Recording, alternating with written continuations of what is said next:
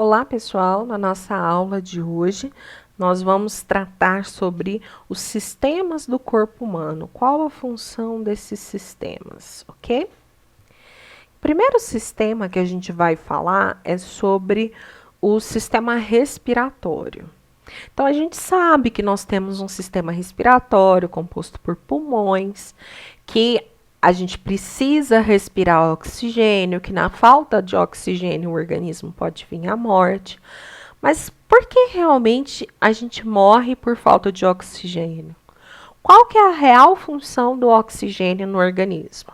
Então vamos responder essas perguntas aqui, estudando a respeito do sistema respiratório.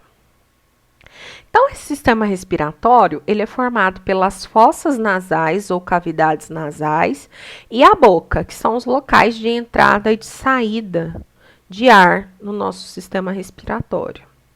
O ar que ele entra pelas fossas nasais, ele é filtrado, umedecido, aquecido antes de ir para a traqueia. Os cílios que revestem o epitélio das fossas nasais, eles vão reter partículas de sujeira, micro-organismos que existem no ar. E essas partículas, elas vão se aderir ao muco produzidos pelas células epiteliais e posteriormente eles vão ser expelidos pelas fossas nasais. Então, é muito importante que a nossa respiração ela ocorra pelas fossas nasais. Por quê? Porque esse ar ele é filtrado, então pode acontecer de ter muitos micro-organismos, de ter muitas partículas de pó, de sujeira nesse ar. Então esse ar ele vai ser filtrado. Todas essas impurezas que podem causar doenças, alergias, elas são retiradas pelo muco e pelos pelos, os cílios que revestem o nariz. Ele também vai ser umedecido. Atualmente nós estamos vivendo uma época de muita seca, a umidade do ar ela está extremamente baixa, então quando a gente respira pelo nariz, a gente devolve umidade para esse ar. Esse ar ele vai chegar mais úmido nos pulmões. E o ar ele também é aquecido, então a temperatura do nosso corpo é por volta de 36, 37 graus. E a temperatura do ar geralmente é menor do que isso, a não ser em dias que está extremamente quente, mas na maioria das vezes esse ar tem uma temperatura menor. Então, quando ele passa pela cavidade nasal, ele vai ser aquecido. Então, por que a gente respira pela boca? A respiração pela boca, gente, é uma forma de respiração de emergência. Então, por exemplo, quando a pessoa está resfriada, quando ela está com o nariz congestionado, nariz entupido, a respiração pela boca, ela é importante. Ela vai garantir a entrada de ar, mas ela não pode ser a forma principal de respiração. Quem respira muito pela boca vai ter mais episódios de infecção de garganta, vai ter mais episódios de doenças, de viroses, de gripes, resfriados. Por quê? Porque a boca ela não vai filtrar, não vai aquecer e não vai umedecer o ar, ok? Ela é para ser utilizada em casos emergenciais. Se uma pessoa respira pela boca, porque o nariz está constantemente entupido, ela tem que procurar um médico para resolver esse problema. Então, a gente tem aqui um desenho representando o sistema respiratório humano. Eu tenho aqui o nervo olfativo, que ele vai ser responsável por sentir os cheiros. Os cornetos, que são cavidades, a cavidade nasal, a fossa nasal, a língua, a faringe. Aqui, ó, a gente está vendo que esses são o epitélio, que ele é formado por cílios, que vai filtrar o ar, ok? Então, o sistema respiratório e o sistema digestório, eles não estão completamente separados. O esôfago, a faringe, ela vai ser uma forma de união, ok? Aí a gente vai ter aqui, ó, as estruturas do sistema respiratório: nariz, laringe, traqueia, pulmões, o lobo superior, lobo médio, lobo inferior, os bronquíolos e os alvéolos, tá? Então, isso aqui é uma estrutura do sistema respiratório. Então, o ar ele vai passar pela laringe, local onde se encontram as nossas cordas vocais, atravessando a glote, que é a entrada da laringe. A epiglote ela vai fechar a passagem do alimento para a laringe, não havendo perigo de entrar alimento nas vias respiratórias. Então, você não vai conseguir engolir e respirar ao mesmo tempo. O ar a seguir penetra na traqueia e se bifurca em 2 brônquios principais. Cada brônquio ele se ramifica em inúmeras vezes e origina bronquíolos, progressivamente menos calibrosos até se formarem os bronquíolos terminais. Esses, por sua vez, terminam em bolsinhas de parede extremamente delgada, os alvéolos pulmonares. As trocas gasosas, então, elas vão acontecer entre o ar alveolar e o sangue contido nos capilares. O sangue proveniente dos tecidos, ele é rico em gás carbônico e pobre em oxigênio. Já o ar alveolar, ele é rico em oxigênio e pobre em gás carbônico. O gás carbônico, ele se difunde do sangue para o ar alveolar, deixando livre as moléculas de hemoglobina existentes na hemácia. Por sua vez, o oxigênio difunde-se do ar alveolar para o sangue, ocupando os lugares vagos existentes nas moléculas de hemoglobina. No homem e nos demais mamíferos, a ventilação pulmonar depende dos músculos intercostais, situados entre as costelas e o diafragma. A entrada de ar nos pulmões, a inspiração, ela se dá pela contração da musculatura do diafragma e dos músculos intercostais. O diafragma, ele abaixa e as costelas se elevam, o que aumenta o volume da caixa torácica, forçando a entrada de ar nos pulmões. A saída de ar dos pulmões, a expiração, ela se dá pelo relaxamento da musculatura do diafragma e dos músculos intercostais. O diafragma se eleva e as costelas abaixam, o que diminui o volume da caixa torácica, forçando o ar a sair dos pulmões.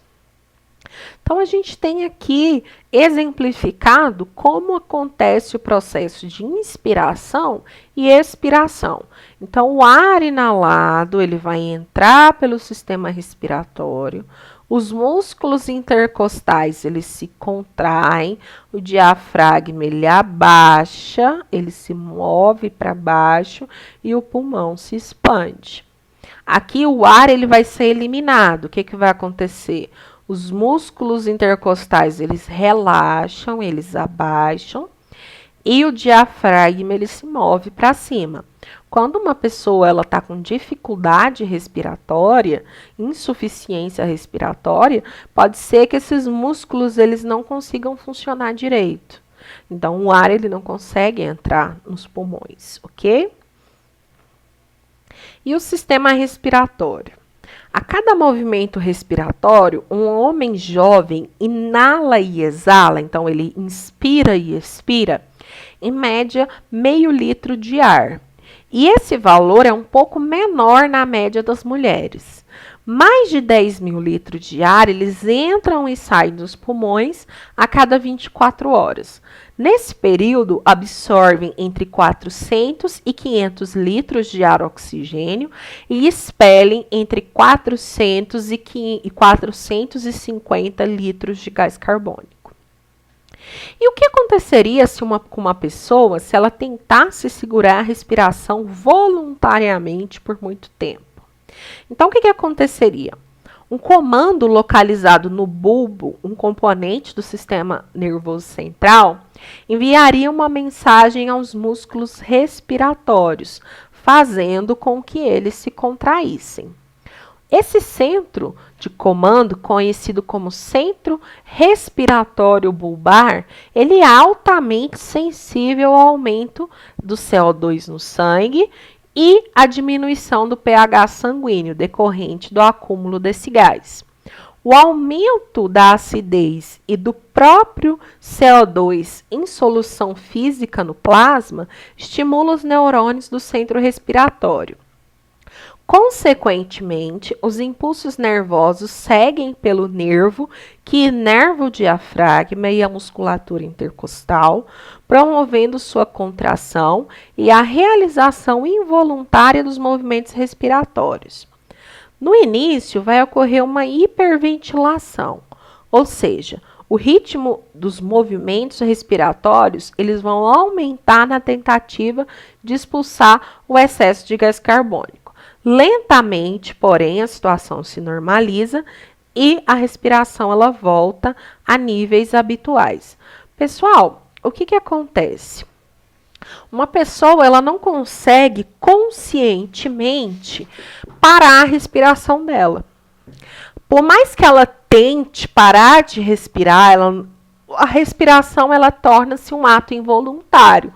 Até certo momento você consegue controlar, depois você não consegue controlar mais.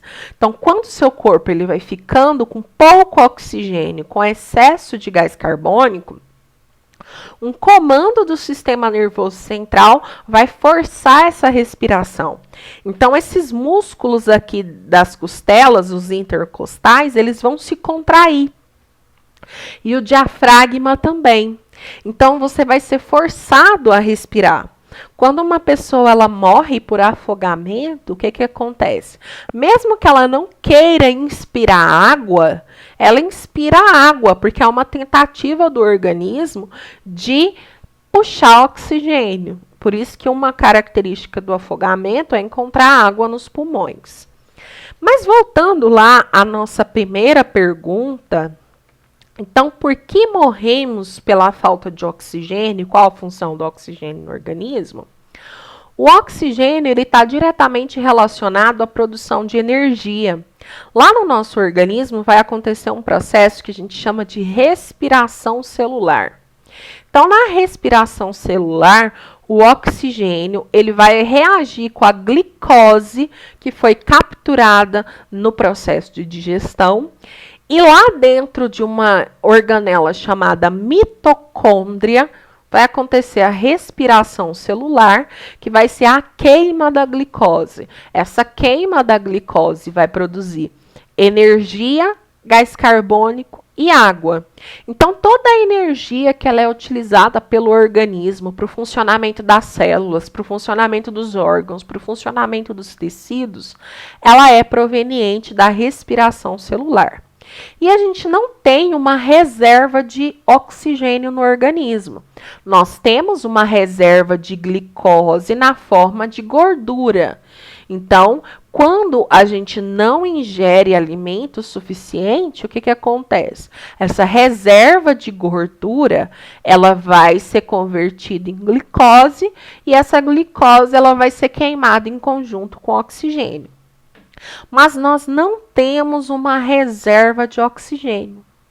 Então, quando você fica alguns minutos sem respirar, o processo de respiração celular para.